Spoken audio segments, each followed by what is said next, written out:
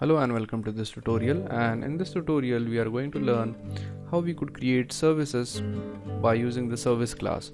So in the previous tutorial what we have done is that we have created a service which is going to which we ran in the background, and as we could see that the service completely runs into the background and it is not going to interfere with the user using the application. Now in this tutorial we are also going to create the same kind of service, but by using some different approach by using by making use of the service class.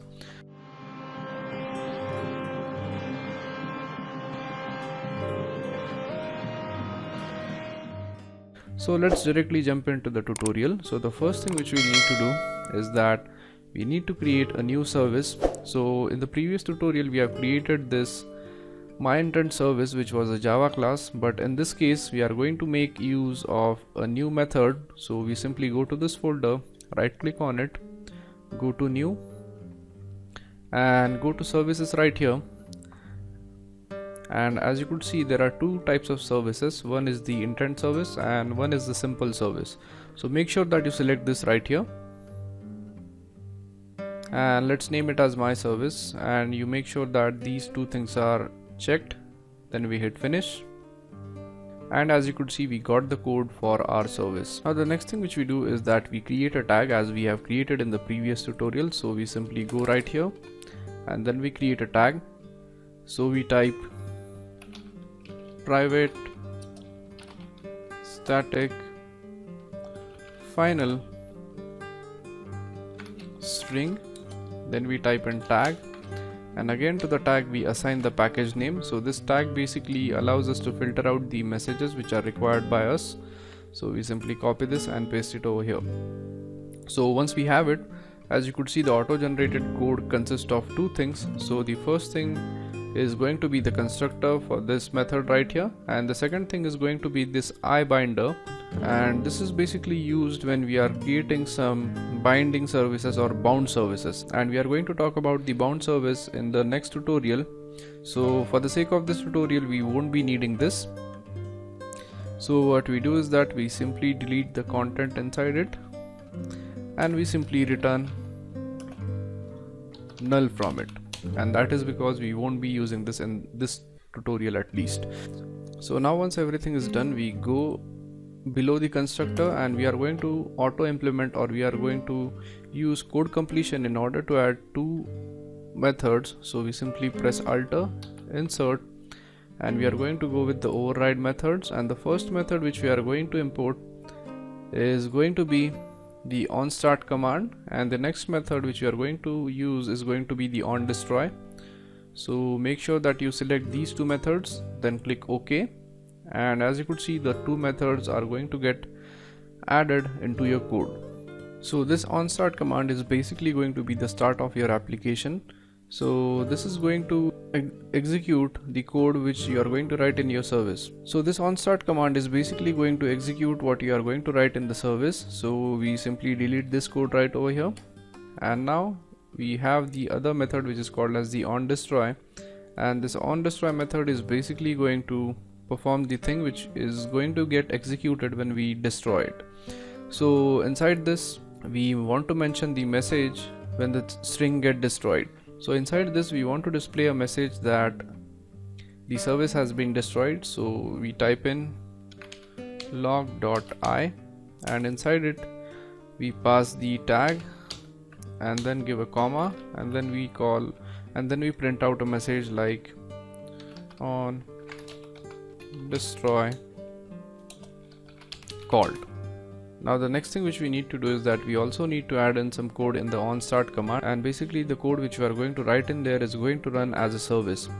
So let's go ahead and also print a log message here. So we type log.i, and let's say we pass in the tag, and next thing which we pass is the message. So it is going to display onStart called, which states that the onStart method has been called.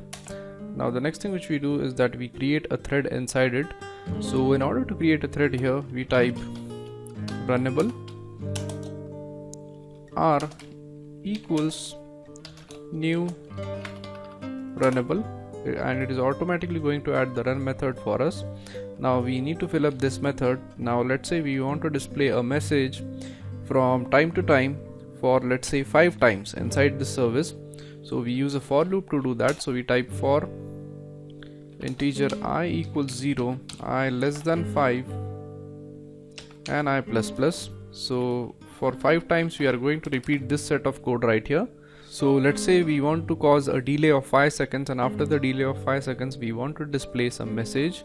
So we type long, and let's say future time equals, let's take the current time. So we type system dot current time in milliseconds. Then we add 5000 milliseconds to it. Now we type while. So while the current time is less than the future time, so we type while system dot current time in milliseconds. While this is less than the future time, what we want to do is that we want to execute this code right here, and then we are going to use the synchronized keyword, and to this we are going to pass in this. So we have already discussed the significance of the synchronized keyword in the previous few tutorials. So now once this is done, we simply open it up, and inside it we are going to specify the try block. So we type try. Then along with the try block we also need to have a catch. So we type catch exception. Let's name the exception as E, and this code right here is going to handle the exception, but we won't be needing this right now. Now inside this try we are going to specify the code which we want to execute. So the first thing which we need to mention is that we need to make it wait. So we type wait, and we want to make it wait for the difference between the future time and the current time. So we type future time minus system dot current time. And once the wait is over, the next thing which we need to do is that we need to display the log message. So we type log dot I, and the first thing as usual we pass in the tag, and then we pass in a message like service is running. Okay, now once this is done, and now once everything is done, the next thing which we do is that we go here and give a semicolon. That is because we missed it previously. Now the next thing which we need to do is that we need to create a thread. So we go right here and create a new thread. So we type thread, let's name it as my thread, type it equal to new thread, and to this we pass the parameter as R, and R is nothing but the runnable which we have created over here. So now once we have passed it into the thread, the next thing which we need to do is that we need to start the thread. So we type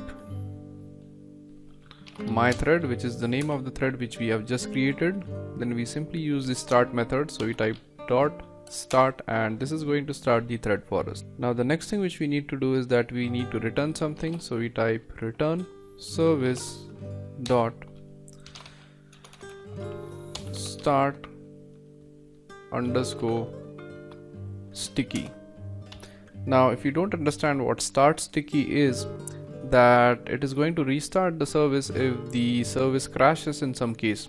So now let's go ahead and go through the code once again. So basically what we have done is that we have first created this myservice.java, then we have added the tag message right over here so as to filter out the messages which have the package name as this. Now the next thing which we did is that we have created constructor right here, and after it we have overridden two methods. So the first method is the onStart, and the next method was the onDestroy. Also we have a third overridden method which is the iBinder, which is used for bound services. So as we are not going to use this, we have simply returned the null value in it. Now the next thing which we did was that we initially declared a simple message into this onDestroy so as to display this message whenever the service is destroyed. And basically inside the service, the code which we want to execute inside the service was written inside this onStart command right here.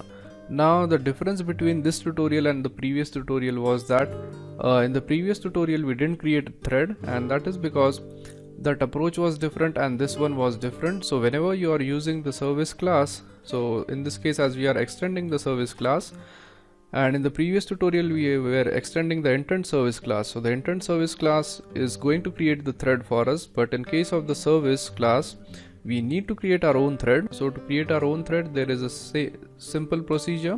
So we simply declare the runnable object, then inside it we want to put the code which we want to execute. So in this case what we have done is that we have simply caused a delay by using this simple code right here, and we have also used a for loop so as to repeat the set of messages which we have printed out here, and a simple delay was added to it so as to give it a feel of a running service. Now the next thing which we did is that as we had the runnable with us, we created the new thread here and just we have started the thread. Now finally we have returned this service.start sticky, and start sticky is basically used whenever you want to run the service again when the service crashes. So now once everything is done, we save the code, and one more thing which we need to do is that we need to go to this main activity.java right here, and we need to create an intent right over here. So we go ahead and type in intent I equals new intent. So we type in my service dot class, and then we simply start the service by using the start service method, and to this we pass on the intent which we have just created. So we press I, and once this is done we are good to go. So we save the code and execute it on the emulator. So as you could see, our application is up and running on the emulator, and if you minimize this and just monitor this thing right here, you could see that it is showing us on start called, and it is also going to display services running with a delay of approximately 5 seconds. So as you could see, it is going to print out this message right here for 5 times. So basically we have created a service which is running in the background, and we could also see our application running at the front, and the user is totally unaware of the service which is running right here.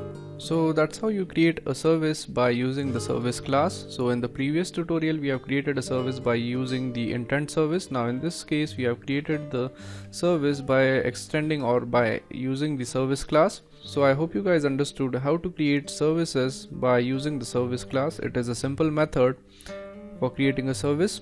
So thank you very much for watching this tutorial, and in the next tutorial we'll be learning something about the bound service. So thank you very much for watching this tutorial, and I'll see you guys in the next tutorial. Thank you.